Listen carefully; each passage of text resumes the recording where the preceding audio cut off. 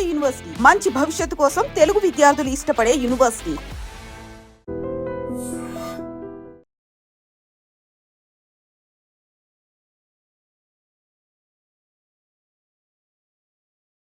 అసలు 2025 సంవత్సరం స్టార్ట్ అయిన నుంచి కూడా అన్ని ప్రమాదాలే.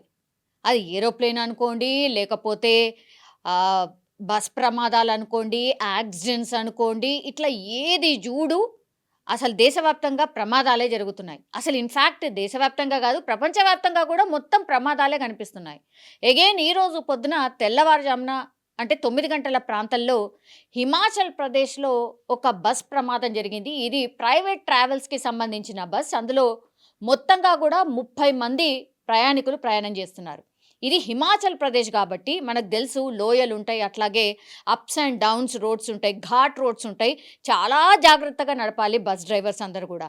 అండ్ బాగా ట్రైన్ అయి ఉన్న బస్ డ్రైవర్స్ మాత్రమే ఈ రూట్లలో ప్రయాణం సాగించే అవకాశం కూడా ఉంటుంది.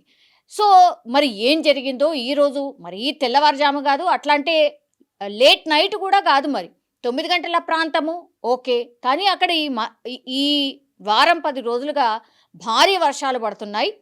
ఈరోజు కూడా అక్కడ భారీ వర్షం పడుతోంది.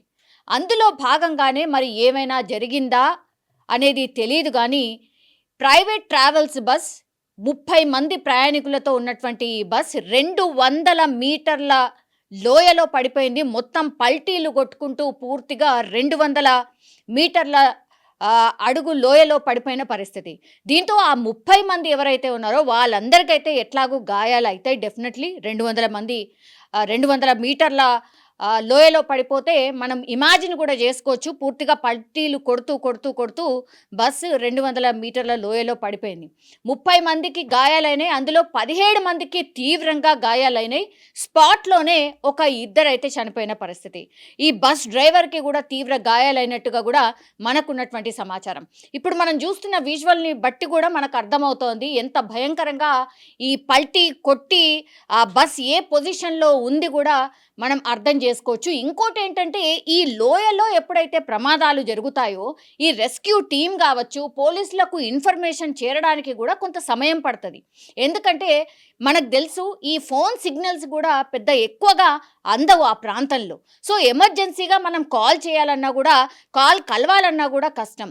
9 గంటల ప్రాంతం, అది కూడా పొద్దున కాబట్టి అక్కడి నుంచి వెళ్తున్న వాళ్ళు ఈ బస్సుని పల్టీ కొడుతూ వెళ్ళి కింద పడిపోయింది చూశారు కాబట్టి వాళ్ళు పోలీసులకు ఇన్ఫర్మేషన్ ఇవ్వడం, అట్లాగే రెస్క్యూ టీంకి ఇన్ఫర్మేషన్ ఇవ్వడం, వాళ్ళు చేరుకొని తాళ్ళ సహాయంతో కిందికి వెళ్ళి క్షతగాత్రులను పైనకి చేర్చడానికి, అంబులెన్స్ అక్కడికి రావడానికి, ఇదంతా చేయడానికి కూడా కొంత సమయం పట్టింది. అంటే దాదాపుగా 1 గంటన్నర పాటు వీళ్ళందరూ రెస్క్యూ టీం చేరుకొని వాళ్ళని, క్షతగాత్రుల్ని హాస్పిటల్కి తరలించడానికి కొంత సమయం అయితే డెఫినెట్లీ పట్టింది.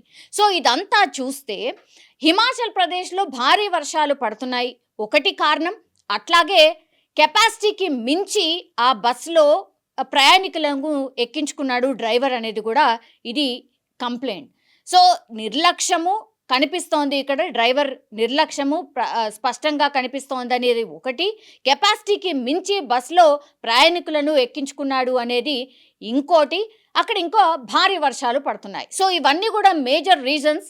ఒక్కసారిగా బస్ యాక్సిడెంట్ జరిగింది అన్నటువంటి వార్త విన్న తర్వాత, లోయలో పడిపోయింది అన్న వార్త విన్న తర్వాత, ఎక్కువగా ఇట్లాంటి లోయలో పడిపోయిన బస్ ఇన్సిడెంట్స్లో చనిపోయే వాళ్ళ సంఖ్య ఎక్కువగా ఉంటుంది, యాజ్ వెల్ యాజ్ గాయాల పాలైనటువంటి వాళ్ళ సంఖ్య కూడా ఎక్కువగా ఉంటుంది. ఎందుకంటే బస్సు పైనుంచి కిందికి పడేటప్పుడే ఎన్ని పల్టీలు కొట్టుకుంటూ కిందికి వెళ్ళి ఆగుతుందో మనం ఇమాజిన్ కూడా చేసుకోవచ్చు.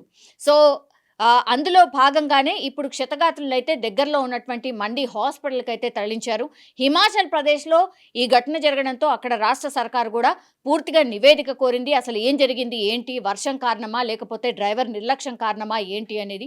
అట్లాగే రెస్క్యూ టీమ్స్ కూడా హుటాహుటిన వీళ్ళందరినీ కూడా, క్షతగాత్రుల్ని తీసుకెళ్లి దగ్గరలో ఉన్నటువంటి హాస్పిటల్లో జాయిన్ చేసినప్పటికీ కూడా కొంతమందికి గాయాలు తీవ్రంగా ఉన్నాయి, కొంతమంది క్రిటికల్ పొజిషన్లో ఉన్నట్టుగా కూడా ప్రస్తుతం మనకున్నటువంటి ఇన్ఫర్మేషన్.